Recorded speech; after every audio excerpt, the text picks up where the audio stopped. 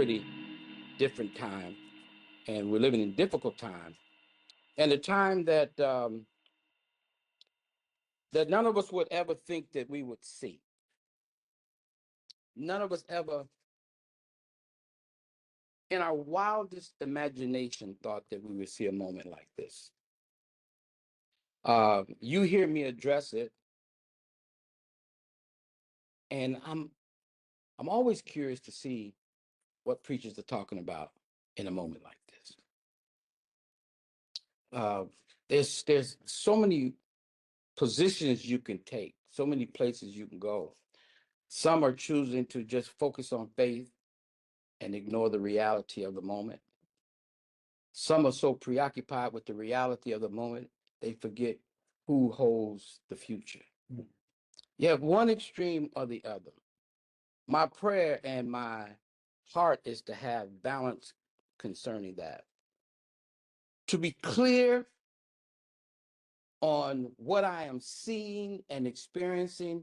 And as we were sharing this week in B Group, because I hosted uh, for the Myers who couldn't make it. And, a couple of people voiced, their feelings, what they're feeling, as we did a couple of months ago when we were here. This is what I feel. And I think we need to encourage people to feel what they feel, voice what they feel, but then know the truth. Feel what you feel, voice what you feel, know the truth. My encouragement to anybody who's dealing with medical challenge, health challenges, you got to, get involved with the healthcare system. That the system itself can make you sick, but but just navigating that can be daunting, right? And so my encouragement, having had the experience of being in the system for the last almost 15 years, which is crazy, but look at me, I'm here. But I learned to respect the doctors, but trust God, right?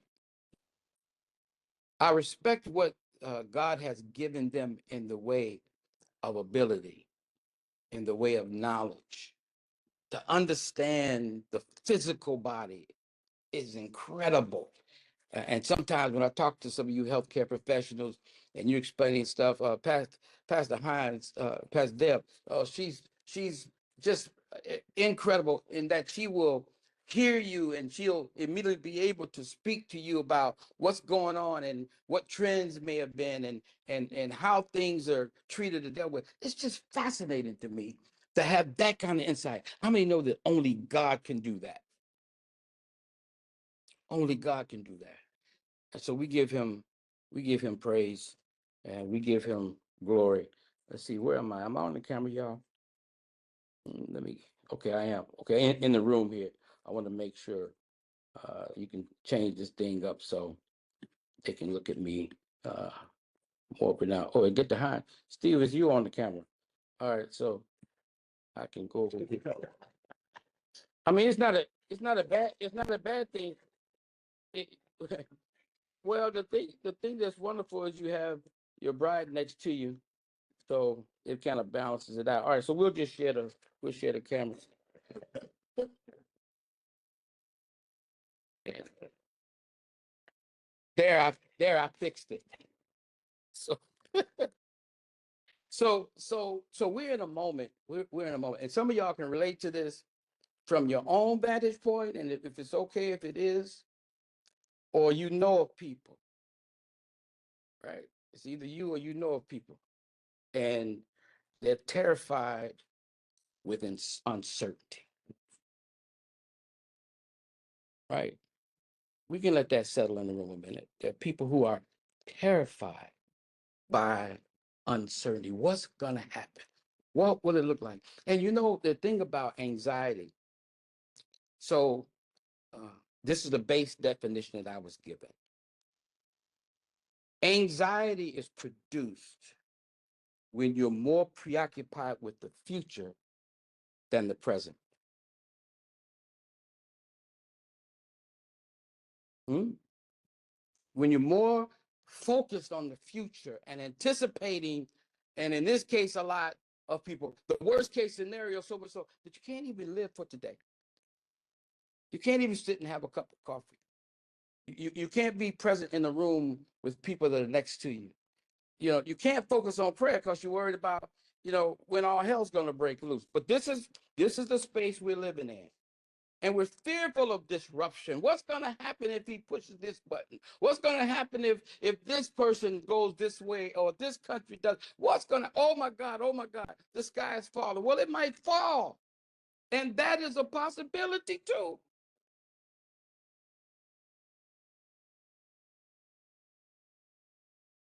And we loathe the possibility of discomfort. We took one day this month or last month. We took one whole day, 24 hours, to not buy something, to not spend any money. When I tell you people were trying to massage that day like church folk, can I say that again? Because I want you to get it. People were trying to massage February 28th like church folk. Do you understand what church folk do? Church folk are the most creative to wiggle out of responsibility. I'm preaching real good already. I can stop now and I've done the job. Yeah, church folk. But that's where we're living. That's where we're living. Psalm 20, verse 7 will be my text today. Very simple, straightforward, nothing deep or complicated, although I wanted to, but I was out all night with Willie Duke's son, Marcus Brooks, and Jimmy the Trainer. Jimmy the Trainer, we went to a Toby Mac concert, Mark's son playing in there. Oh my God. This concert, you're exhausted when it's done. I told them we came off there and they brought us backstage. I said, how is it that y'all did all the work and we're the ones tired? But anyway, I told my business and I almost forgot the point. The point is, I ain't had a lot of sleep, but I'm awake. I'm awake. I'm woke. So we ain't gonna go deep, but we're gonna do what we need to do. The psalmist writes, some trust in chariots and some in horses, but we will remember the name of the Lord our God. Two words in this brief verse that I want to highlight this morning as we have this conversation. And those are trust and remember. Some trust in chariots and some in horses, but we will remember the name of the Lord our God.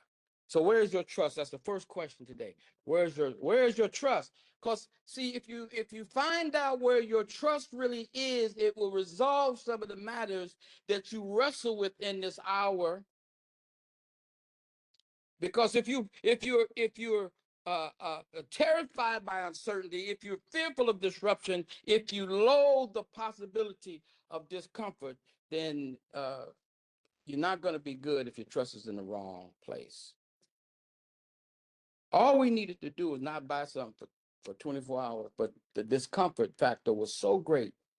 And people say, well, you see what happened was, I say, I know what happened. What happened is it's something that we have not identified as being a source of much of our pain, frustration, and anxiety. We have an issue with consumerism in America. Have you ever stood in one of those Apple phone lines? And the phone they have still got the little plastic over the cover. Some of y'all saying, ouch, it's okay. But consumerism is a big thing. And if you are that attached to things in that way, it's difficult to walk through a season like this with peace, because you're saying, but what if I can't get a new iPhone? Or if I can't update this, or if I can't, have this convenience or that convenience or the other convenience. And here's the thing: in order for us to navigate a season like this, you better get yourself acquainted with discomfort and inconvenience, because if it just comes to protesting the action, you're going to have to be uncomfortable. We went a day almost, and mama and daddy done went a whole year without using public transportation. America walked it. Listen to me now. So the thing I like about trouble is it manifests some things about ourselves that we need to know. Either we ignored it, we were oblivious to it, or we thought we could just move forward without dealing with it. My God. 2 words: trust and remember. Where's your trust? Temporal things, things that change, things that move, things that fluctuate, or are we going to trust in things that are eternal? The psalmist says the best thing you can do is leave the temporal things alone and turn your attention to that is eternal, the name of the Lord our God. It's the only thing that's stable. That's the only thing that's consistent. That's the only thing that's immovable. We want to be able to trust in him, unchanging, the same yesterday, today, and forevermore. A kingdom that is unshakable. Where's your trust? And then I thought about it that Bishop Kirby and I, this is one of our words. Longevity is one of our words. Longevity is tricky, because longevity, it can be so deceiving. It's like I heard somebody say once, I like sitting up here like this. I like this, I feel comfortable. You can have a little bit over. Oh, focus, okay. I was thinking, about the casualness of this environment when we were coming down, setting up, and this always drives me crazy because it ain't as pretty as I like it. Then I thought, wait a minute, Jesus pulled up on the side of a mountain, got with it. We can get so preoccupied with stuff that don't make no sense. Longevity. You can have a long-term marriage that ain't no good, but be celebrated.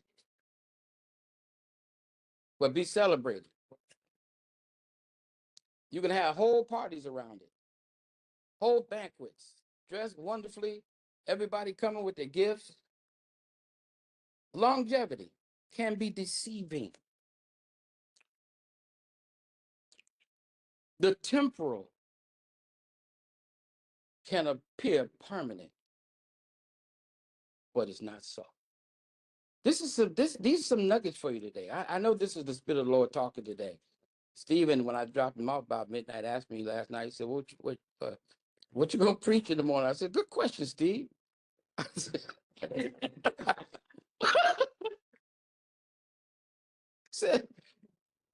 but I said, the Lord is faithful. He tells me what he wants me to say, and I obey.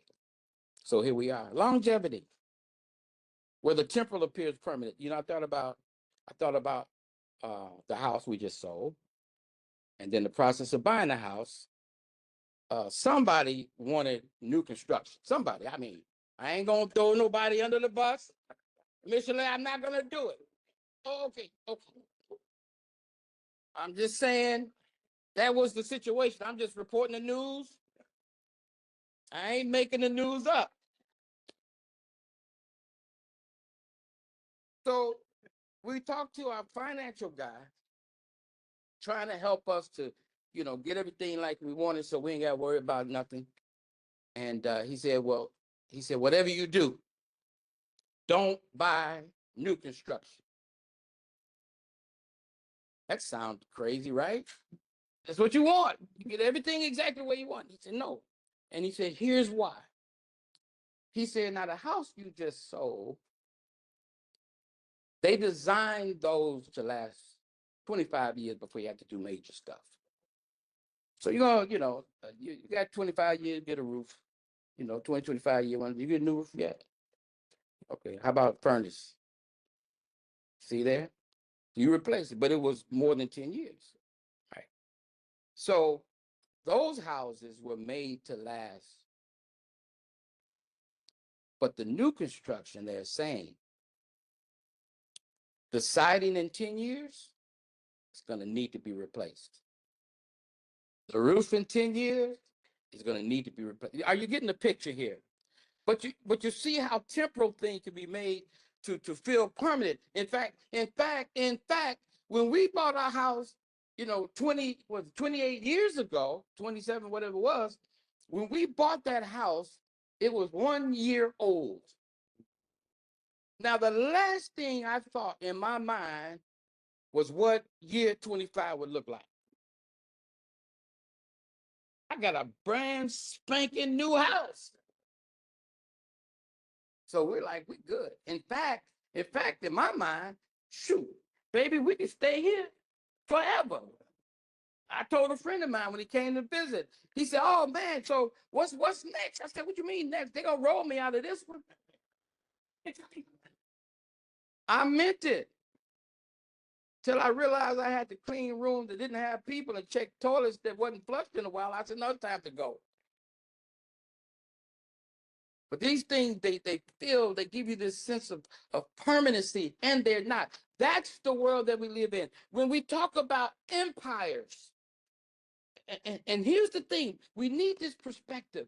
And by the way, I've been preaching this message for about 20 years. I said, don't be fooled. America is not invincible.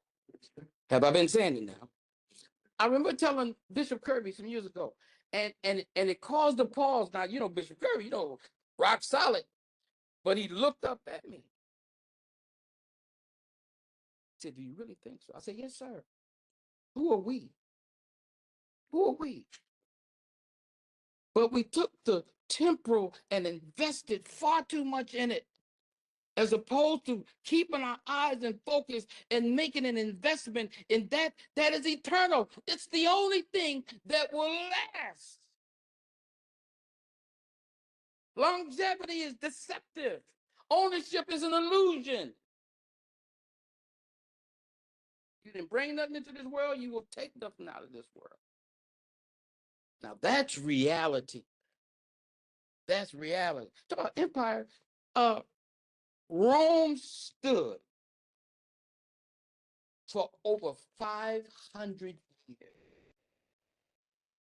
Strong. Everybody observed and looked at Rome. Everybody wanted to visit Rome to see what had been constructed there. Oh my God, it was amazing. A marvel. But it collapsed. It collapsed. The Roman government, it collapsed. And you're talking about tyrants. Listen, the issue with the disciples when Jesus came on the scene is they were hoping, praying, and anticipating that Jesus came to deal with Donald Trump.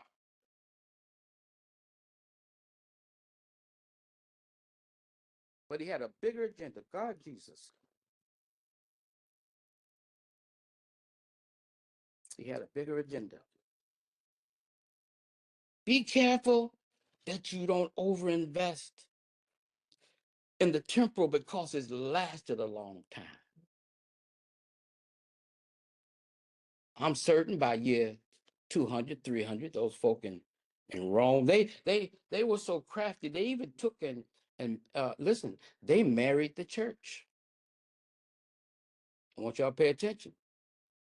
The government married the church and said, you know what? In fact, let's make this the mandatory religion. They had the wrong heart and wrong intention. So God never came along to sanction the marriage.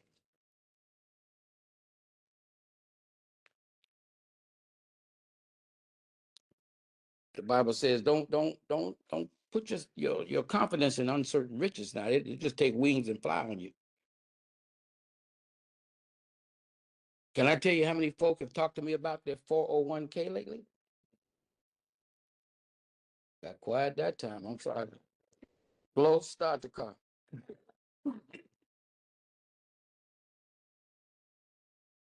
And some of us, some years ago, now I ain't talking about last week, but just some years ago, some of us put confidence in our sexiness. Yeah, I said it. In our sexiness or sexiness, however you want to say it. Some of us thought we're gonna look like this forever, and it ain't so. You ain't going, and you're never gonna fix it. I don't care if you whatever plan you do, you're never getting that back. Sexy ain't returning.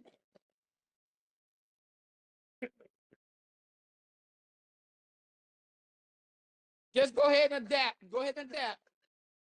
They gave us some wearables last night, and the guy was going down. He said, "What size you wearing?" And I said, "Well, what size you wear?" He said, "Okay, all y'all get a size higher."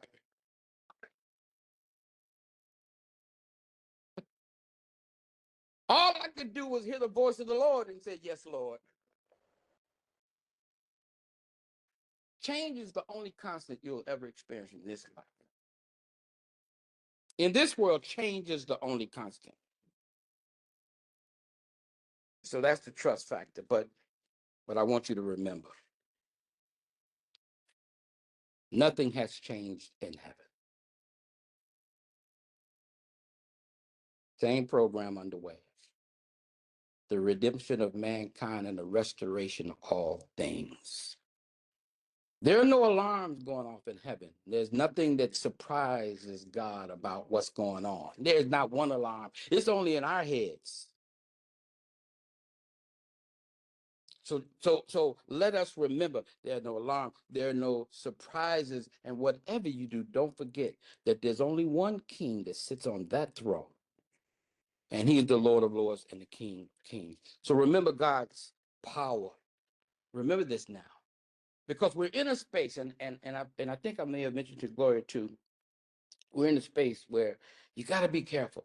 Despair and hopelessness to get a hold of you as a saint and wrestle you to the ground. You can't even pray right. You can't see right. You can't wake up in the morning with a clear head. You're just as confused as the world. This is not time for us to be confused. We have answers. We have clear answers. And if you remember how God has always, listen, always come through for his church. Now, you may have experienced a little uncertainty. Sometimes you wonder where's God. Find David asking, wait a minute now.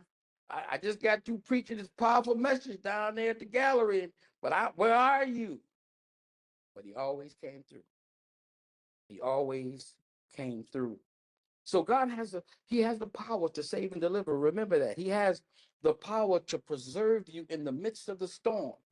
Ask the three Hebrew boys. Ask Daniel. He has the power to preserve. Remember that. These are the things you remember. The psalmist says, some trust in chariots, some in horses, but we will remember the name of the Lord. What are you remembering? God has sustained you. God will sustain you. He doesn't change. And he's not intimidated by the moment. No, for us, this is hard. For him, he doesn't even realize the day has happened because he's just so good all the time. That's his focus. Pay attention. And he'll keep those in perfect peace whose minds are stayed on him. I know, right? So here's the point that I want to make, though. I want to get this in your head. Sometimes God outright delivers you from a thing. But sometimes he just walks with you through a thing. Sometimes he delivers you from a thing. Sometimes he just walks with you through a thing. Anybody that serves the Lord in this capacity, let me just tell you something. You know what you know about your heart toward God, your heart toward God's people. You know sacrifices that you would never mention to anybody. You know the struggle and the pain of the process. And can I tell you, when you then get a diagnosis that could take you somewhere, your first question is, where are you and why? Where are you and why? Then it becomes a lesson. He didn't take you out of the situation.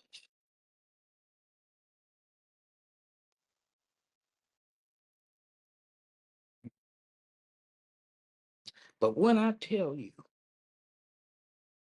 that 46 Psalm 1 of him being a very present help,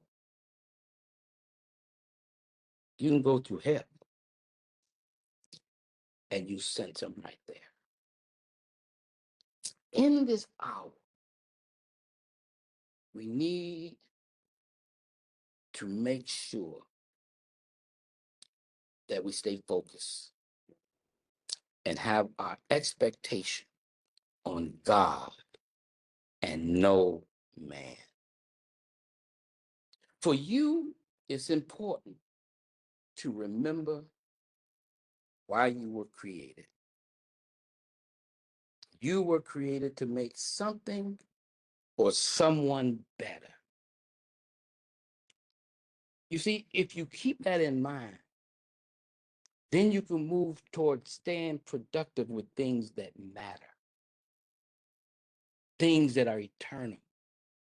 You can lift somebody else, touch another life, hear what you've heard, repeat it, share with another, and bring somebody out of hopelessness and despair, out of fear, out of this struggle with uncertainty, this anxiety and depression. You can do that. You have the power. You have the power in the truth. You have the power in the Holy Spirit that dwells within you and walks alongside. You have the power in prayer. Bend your knees and talk to God about it, and just look around you and change the world that you're in. You ain't got to change the whole world. You ain't got to worry about Washington, D.C. or Ukraine or any other nation. Just focus on the space you're in. Use what God has given you and make a change in Jesus' name. Point somebody in the right direction. Tell them, don't be worried about the chariots. Don't worry about the horses. There is a name above all names. So that's my choice. I don't know about you, but for as me and my house, we're going to change the narrative. Turn off the news. Get what you need enough to know. But you ain't got to sit there like you're at a buffet. Like you're at Fogo. Don't do that. Just get your little snack. Get what you need to keep it moving and find you some good sources. I'm working with these preachers. That's why I told Angie, I said, we need to talk because we're in a place now where we're in a news desert. And most of the stuff that's out there is total nonsense. All there to create confusion and to cast doubt and to trouble your heart and mind and to get you worn out so that you'll check out. Hear me now. This is listen, and this is not new. This is old stuff that's just being replayed. This ain't a new book. If you strip the new cover off, you see underneath. Remember how they used to do in school? The next year they just pop another cover on there. You take the cover off, you got folk to doodle on the book and etch their name in it and everything. That's what we're working with. I just wanted to encourage you today. I wanted to encourage you. I want to speak some truth. I want to remind you of some things. And I'm just telling you, we can make it now. We need to be family. We need to be family. We need to be community. We need to community. We need to check on each other. We need to lift each other up.